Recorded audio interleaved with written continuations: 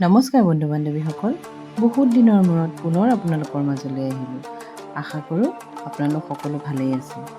আজি মই লৈ আহিছোঁ খুব সহজতে বনাব পৰা আন্দা বিৰিয়ানী। খুব কম বস্তুতে বনাব পাৰিব আৰু অতি সহজতে বনাব পাৰিব। আহকচোন চাওঁ কি কি বস্তু লাগিব। দেখিলে মই ডিমখিনি বইল কৰি লৈছোঁ, পিঁয়াজ কাটি ল'লোঁ, বিলাহী কাটি লৈছোঁ, নহৰু আদা জলকীয়া দি পেলাই এটা পেষ্ট বনাই লৈছোঁ।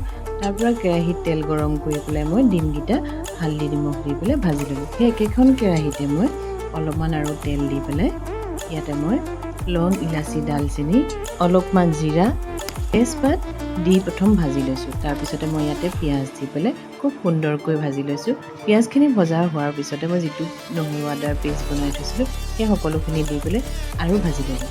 ইয়াতে মই কাটি থোৱা বিলাহীখিনিও দি দিছোঁ। এতিয়া আপোনালোকে অলপমান দৈ ল'ব।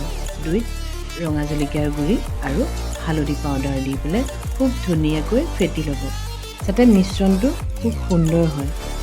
দৈ আপোনালোকে যিকোনো ল'ব পাৰিব, কিনা দৈ ল'ব পাৰিব, নতুবা ঘৰুৱাভাৱে বনোৱা দৈও ল'ব পাৰে। মই কিনা দৈ লৈছিলোঁ। এতিয়া সেই মিশ্ৰণটো আনি পেলাই মই যিটো পিঁয়াজ নহৰু বনাই থৈছিলোঁ, ভাজি থৈছিলোঁ, তাত মই সেইখিনি দি দিলোঁ। এই গোটেইখিনি ভালদৰে লৰাই ভালদৰে সিজা হোৱাৰ পিছত মই ইয়াতে চাউল দি দিছোঁ। বাচমতি চাউল দিছোঁ। আপোনালোকৰ জোখেৰে লৈ ল'ব। মই ইয়াতে 2 কাপ লৈছোঁ। 2 কাপ লৈ পেলাই মই সেইখিনি ভালদৰে ভাজি ল'লোঁ। সকলোখিনি ভজাৰ পাছত মই কুকাৰত এনেদৰে সকলোখিনি বহাই জোখত পানী দিলোঁ। ডিমকেইটাও তাতে দি দিছোঁ। চাওকচোন কিমান ধুনীয়া হৈছে দেখিবলৈ, খাবলৈও কিন্তু ভাল হৈছিল বন্ধুসকল।